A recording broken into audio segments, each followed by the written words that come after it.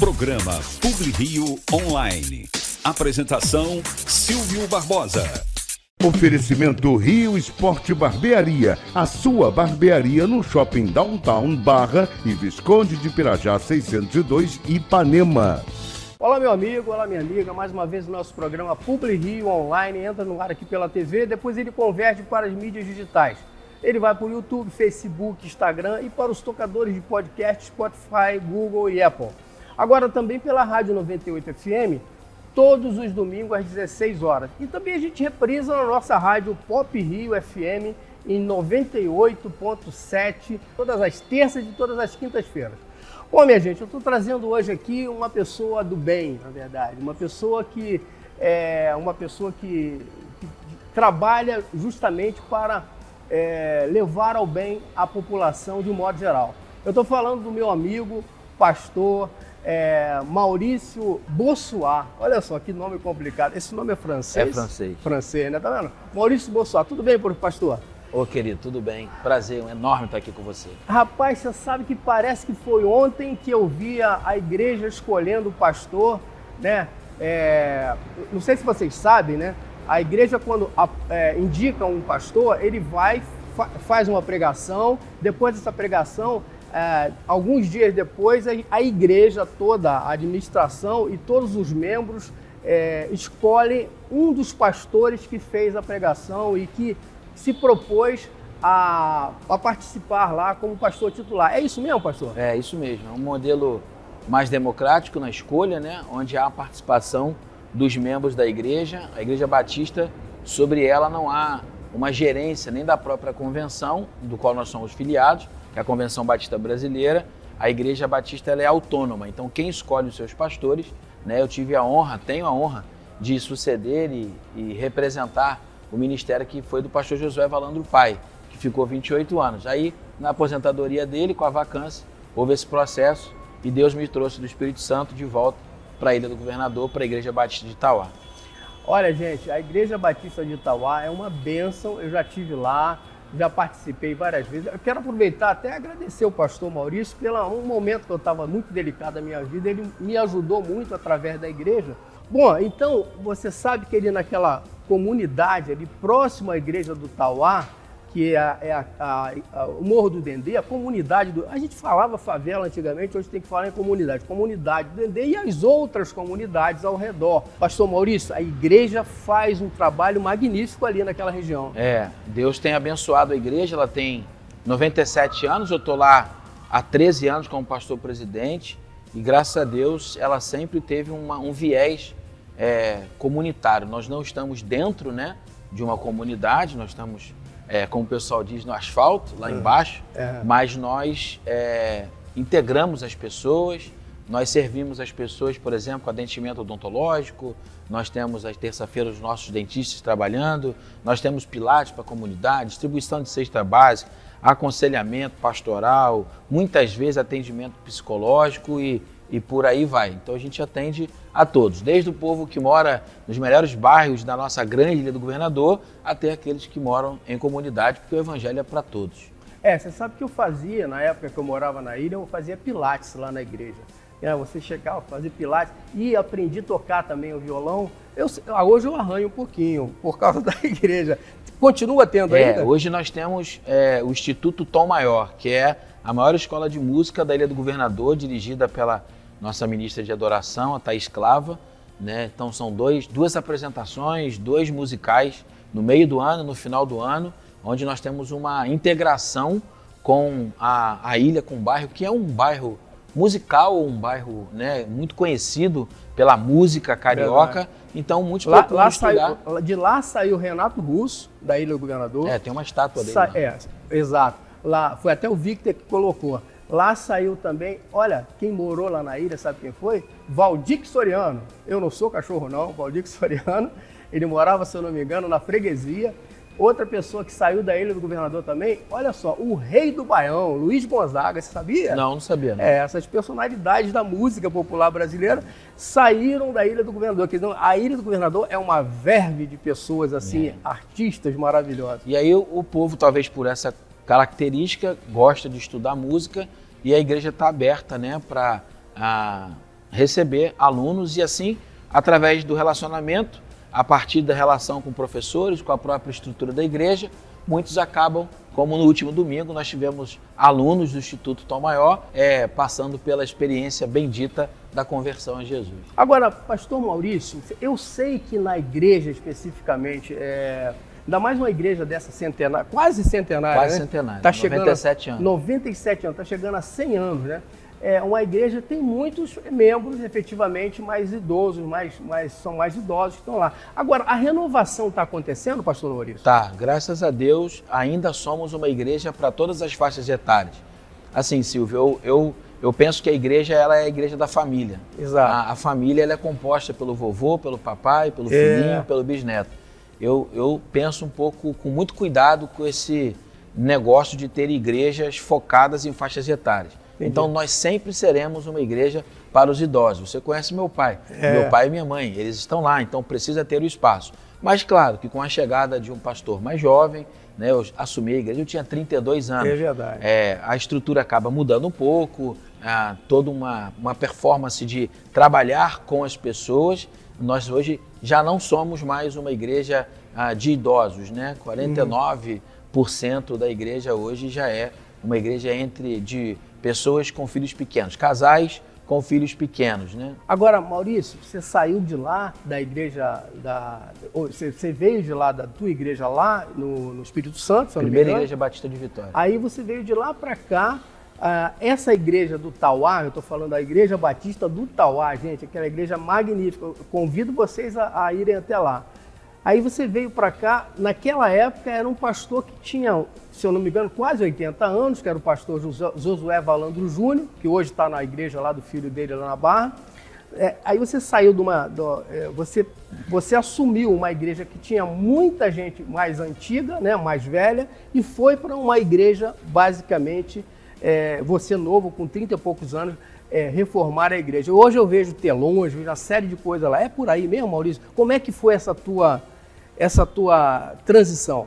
A nossa maior transição foi de uma igreja que a gente conhece na eclesiologia, vamos dizer assim, de uma igreja mais voltada para programações, para uma igreja baseada em relacionamentos, que nós chamamos de uma igreja em célula. Então a ideia de descentralizar o ministério do próprio pastor, da figura pastoral, empoderar a membresia e levar a igreja para as casas. Essa foi a grande transição. A estrutura arquitetônica, ela vai se moldando. Eu acho que a igreja precisa ter a cara desse tempo sem perder o discurso que ela sempre desenvolveu. O discurso não muda, a mensagem não muda. Então, algumas adaptações foram feitas. Momentos bons, alegres, mas também difíceis, porque mudanças não são fáceis. Pastor, eu vi lá um telão bonito, a igreja está totalmente reformada. A gente está mostrando a igreja aqui, tá?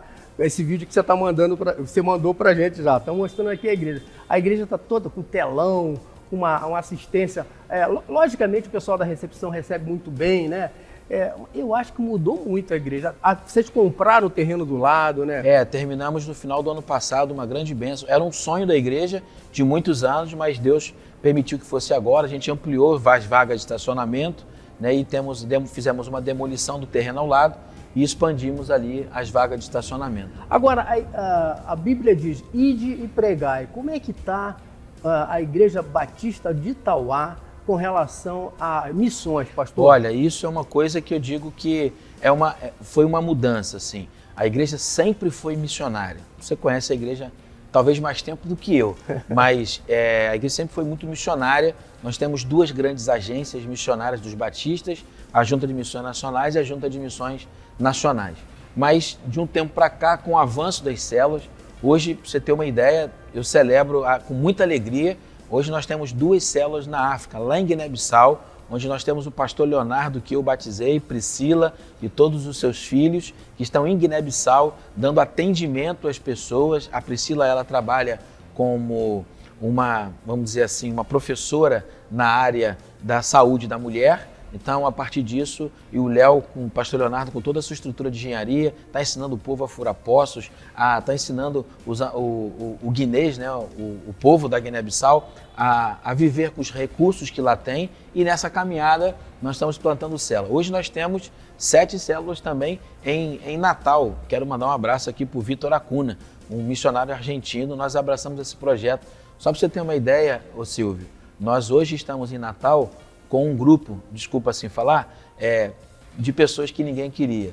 Venezuelanos, refugiados e indígenas. Se você quiser, procure sobre o Zaral. Há uma grande migração para o Brasil dessa tribo. Eles estavam lá e a nossa igreja os abraçou. Nós estamos cuidando deles, batizando eles. A nossa pastora na área de missões, né, eu chamo assim, a pastora a Jade, ela está indo a Natal pela primeira vez, agora em julho, conhecer de perto o que está acontecendo, fruto do investimento.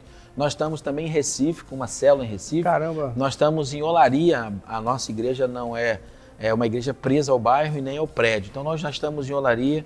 Então assim, a igreja tem se espalhado no mundo e também no Brasil a partir desse movimento de empoderamento dos membros, não pagar um missionário para que ele faça no meu lugar. Os membros assumindo a responsabilidade de dizer o que você mesmo acabou de dizer, o ID de Jesus.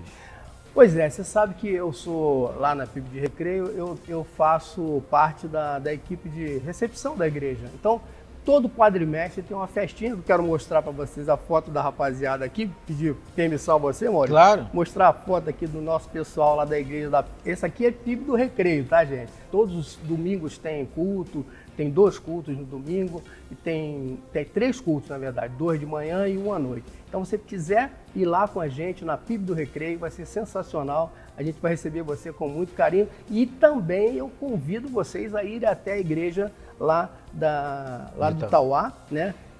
Lá no bairro dos Bancários, se eu não me engano. Bairro de Tauá. Bairro do Tauá. É porque eu morava nos Bancários.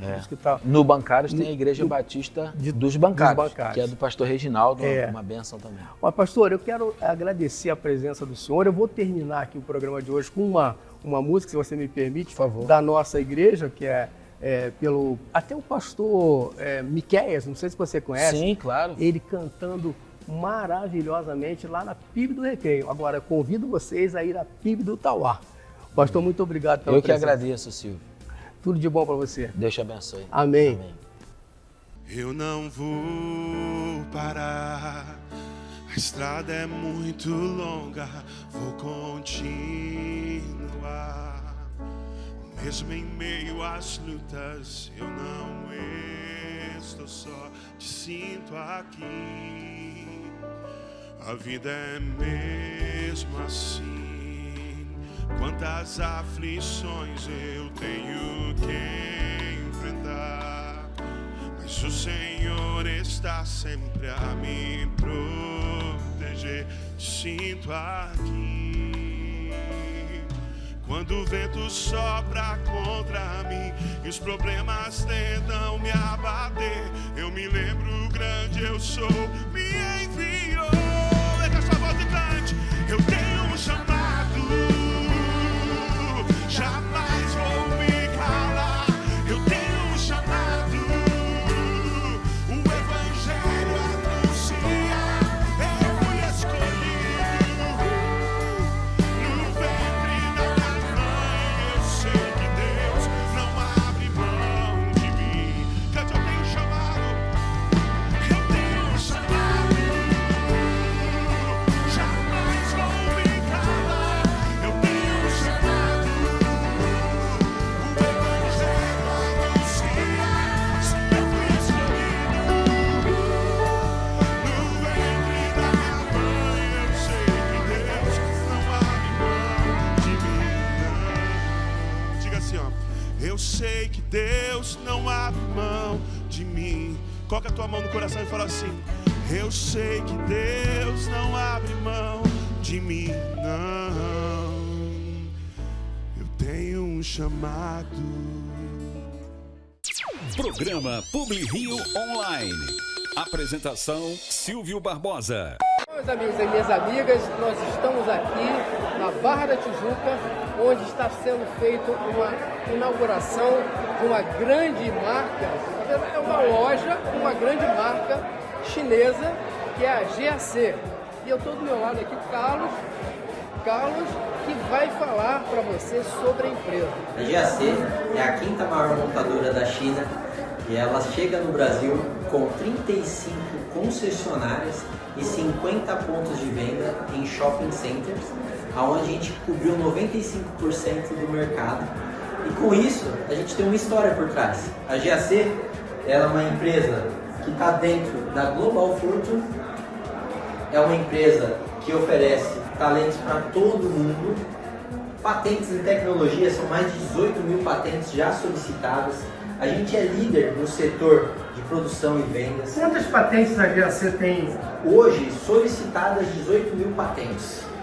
A GAC ela é uma empresa de inovação e tecnologia, então todos os dias o nosso foco é trazer o melhor em qualidade, em inovação e sempre colocando o cliente em primeiro lugar. Mas no ranking das empresas chinesas, a GAC está colocada em que faixa? Em quantidade de unidades, ela é a quinta maior montadora hoje da China.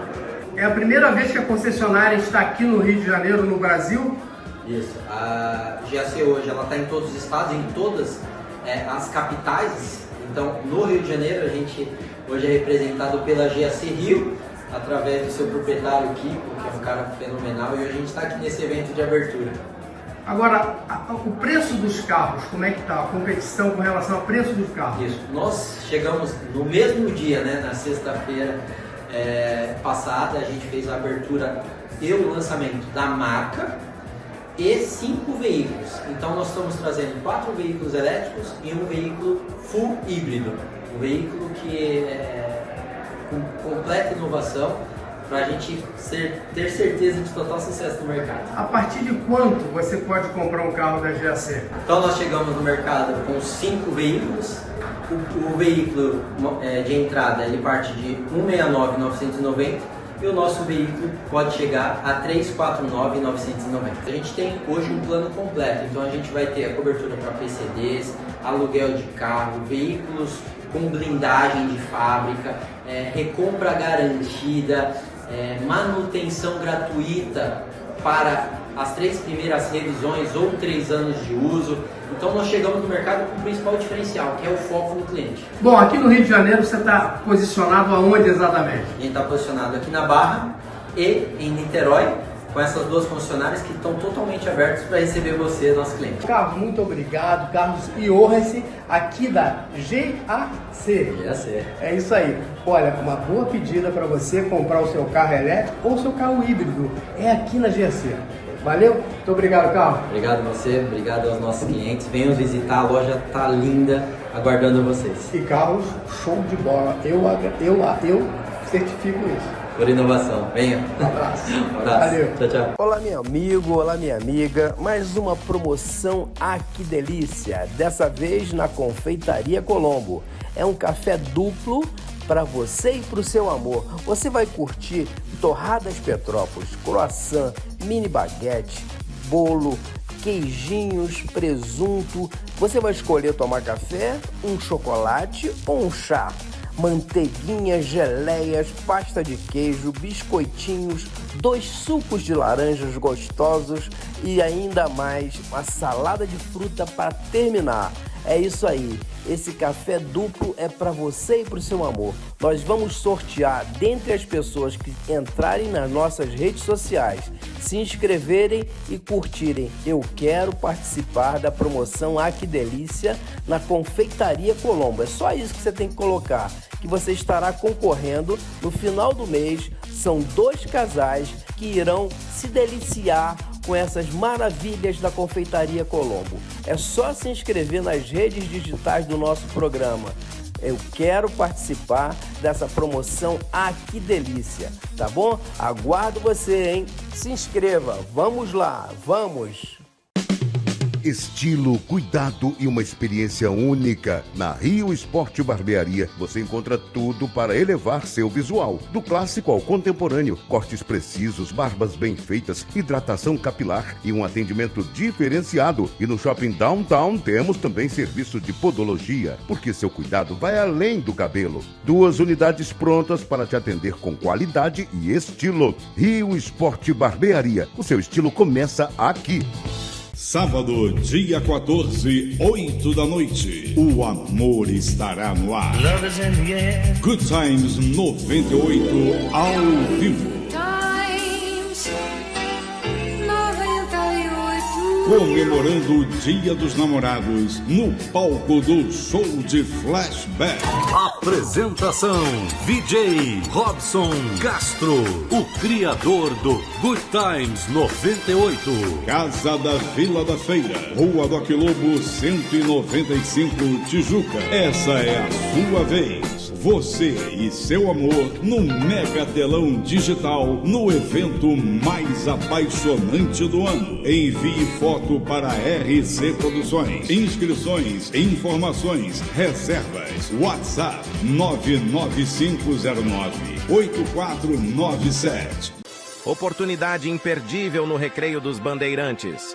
Treine com o Sensei Hugo Arrigoni, que com uma vida dedicada ao Karatê, tem sabedoria inestimável para compartilhar com as novas gerações. Além de habilidades de autodefesa, fortaleça mente e corpo. Perfeito para adultos, homens, mulheres e crianças. Aulas às segundas e quartas às 19 horas. Vagas limitadas. Descubra, evolua, inscreva-se agora.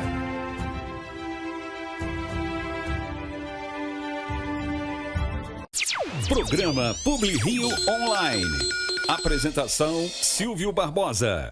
Bom, minha gente, hoje eu estou trazendo aqui um dos mais respeitados advogados do Brasil, né, no campo da responsabilidade civil. Ele tem mais de 35 anos de atuação jurídica. Eu estou falando de Leonardo Amarante. Tudo bem, Leonardo? Tudo bem, como é que você está? Quanto Tudo bem, tempo, hein, rapaz? Pois é. Rapaz, um grande prazer aí estar aqui. A gente sempre vê, né, um advogado de ponta aqui no Rio de Janeiro. Antigamente era o Evandro Lins e Silva, o Nélio Andrade, não o Nélio Andrade de Carlos, Tem o Nélio Machado. É o Nélio Machado, né?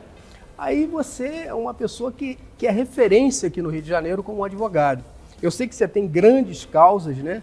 E eu queria falar sobre elas. Principalmente, por exemplo, a do Batom Murcho. Como é que ficou aquela situação, Leonardo? Pois é, agora nós estamos, inclusive, houve um documentário na HBO Max, e até recomendo que assistam. Eu sou entrevistado nesse documentário.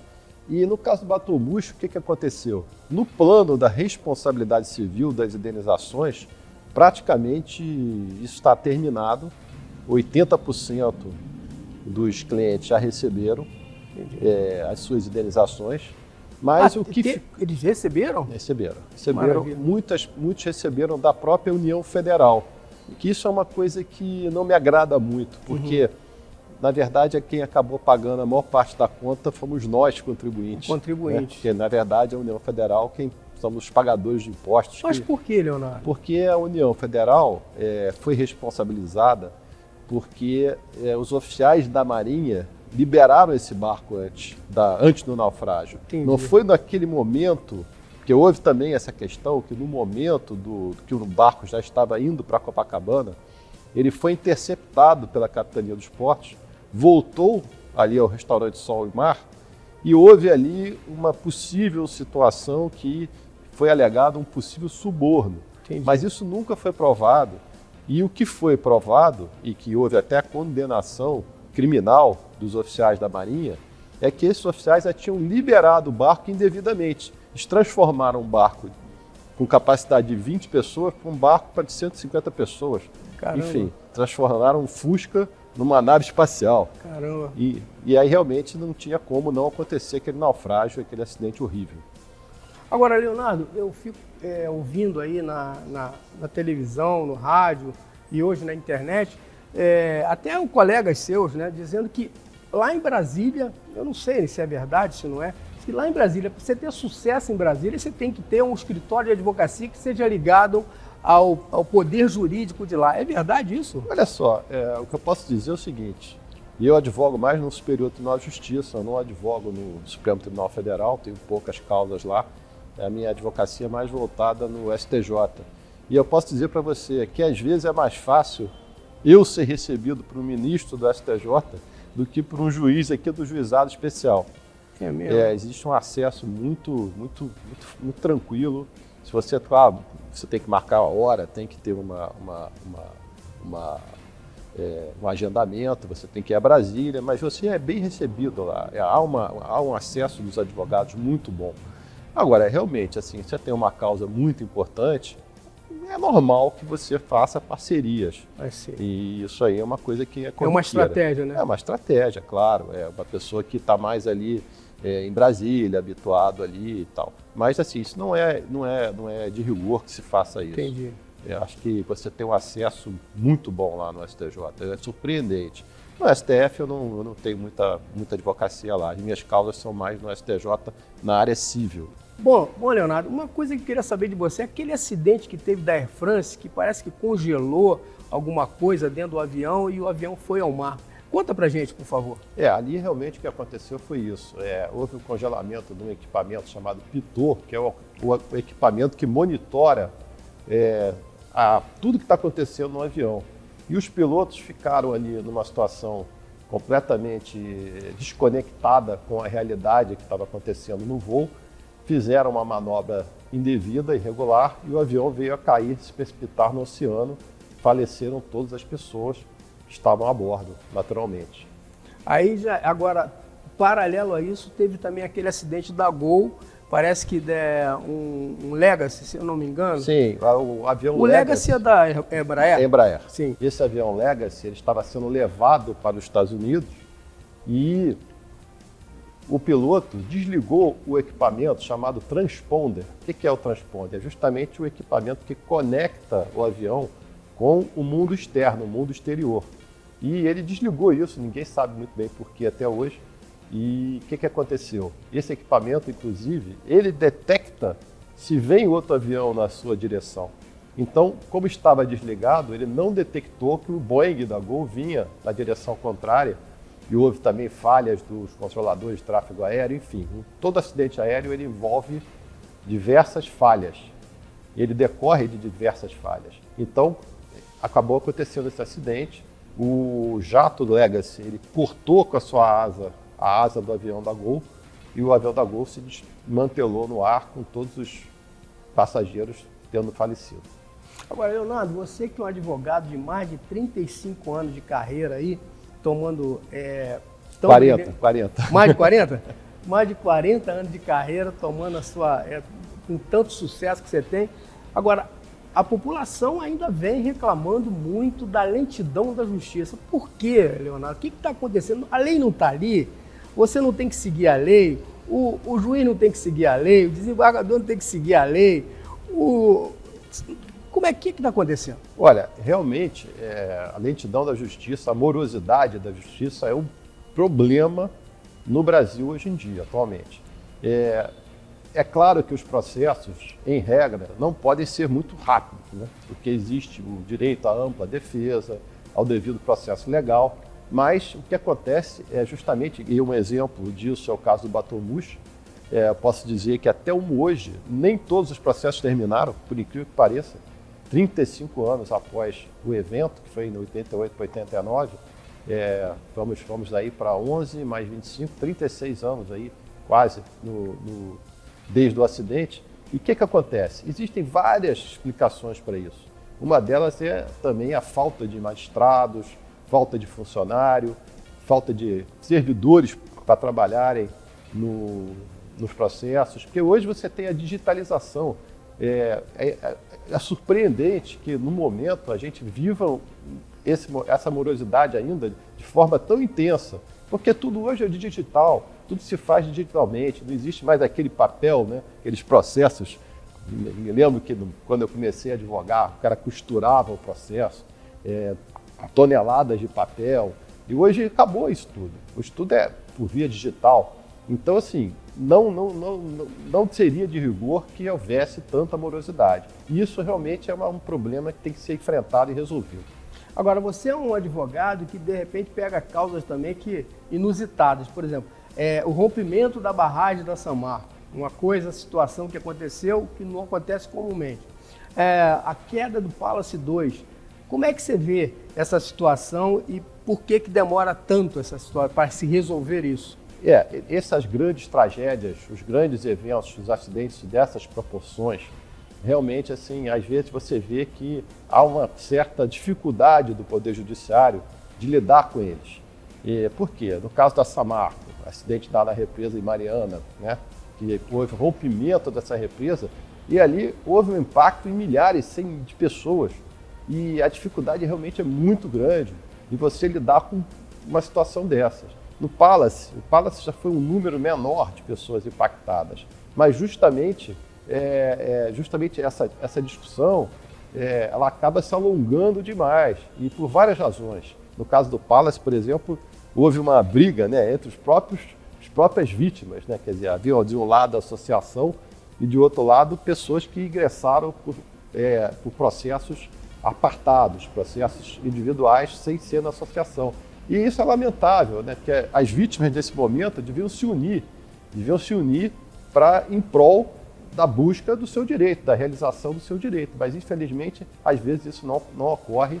E no caso do Palace, especificamente, houve uma dissidência que depois foi resolvida, mas até hoje o processo prossegue. Nem todos receberam as suas indenizações integralmente, já houve pagamentos parciais, mas ainda prossegue aí essa disputa, essa briga. Qualquer decisão que venha no sentido de determinar o rateio desses valores é logo impugnada por um, por outro, e as pessoas não sentam e conversam. E se não fosse a decisão do então juiz, Luiz Felipe Salomão, hoje ministro da STJ, essa decisão foi que salvou as vítimas. Por quê? Porque essa decisão disse que os débitos eram de natureza alimentar, tinham preferência sobre os débitos tributários, previdenciários, e isso que salvou essas indenizações, senão não teriam recebido nada. A União, o INSS, todos os outros credores trabalhistas, teriam recebido na frente. E a gente acabou, as indenizações foram pagas praticamente, primeiramente, prefacialmente, às vítimas, que já receberam uma grande parte delas.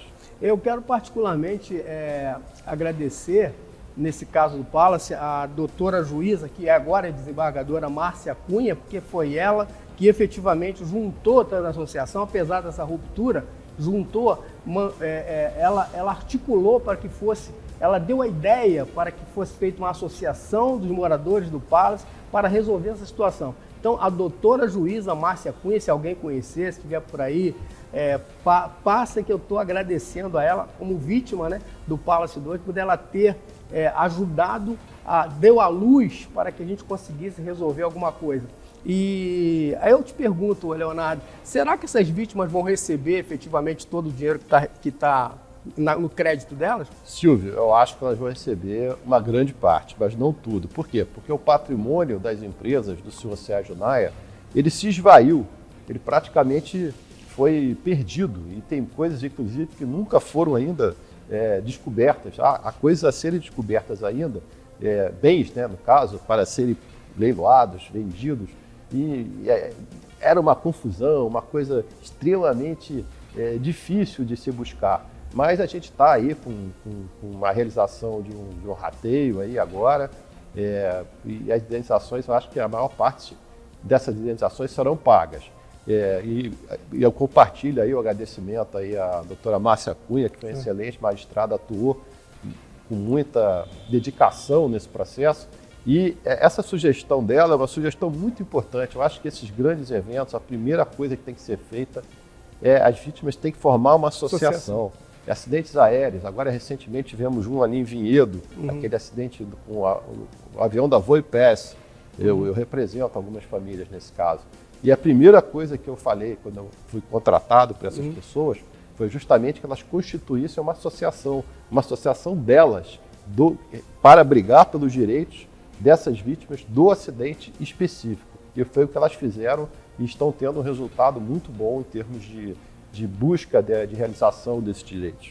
Bom, doutor Leonardo, eu quero agradecer a sua presença aqui, mas já perguntar para o senhor que é um advogado de sucesso, né, para dar uma sugestão lá para nossas câmeras, para os advogados que estão se formando hoje, né? Na verdade, o nosso país é um país que mais tem advogado no mundo. Exato. Né? Estão se formando hoje os jovens. Dá uma dica para a carreira, o que você pode dizer? Nós temos os advogados e temos aqueles que não são advogados, mas opinam sobre questões jurídicas. Hoje a internet, eu me lembro que quando eu era mais novo, havia aquela história que o Brasil tinha X milhões de técnicos de futebol, toda a população. Agora nós temos 200 e tantos milhões de advogados. Qualquer evento jurídico é acompanhado, você vê na internet, todo mundo opinando, ninguém nunca viu os autos, ninguém nunca viu o processo. Mas assim, a sugestão que eu dou aos advogados é justamente essa, que primeiro estejam atualizados, e confiem na justiça, confiem na sua profissão, porque embora a gente tenha inteligência artificial agora, estão dizendo aí que a inteligência artificial não vai suprir, porque o advogado tem uma coisa chamada pessoalidade, ou seja, o advogado é muito importante, o advogado, a advogada ter a sua personalidade, contato com o cliente, o atendimento ao cliente, e isso nenhuma inteligência artificial vai substituir. Bom, doutor Leonardo, eu estou trazendo aqui as flores da camélia que o senhor dá para sua esposa levar. Muito obrigado. Eu sei que o senhor viaja muito, coisa e tal. Muito obrigado. Dá as flores para ela lá. Muito obrigado pela presença. Muito obrigado. Tudo de bom aí. Um grande abraço. Parabéns. Um abraço. Parabéns pela vitória aí. Tá bom, obrigado. Programa Publi Rio Online, um oferecimento Rio Esporte Barbearia, a sua barbearia no Shopping Downtown Barra e Visconde de Pirajá 602 Ipanema.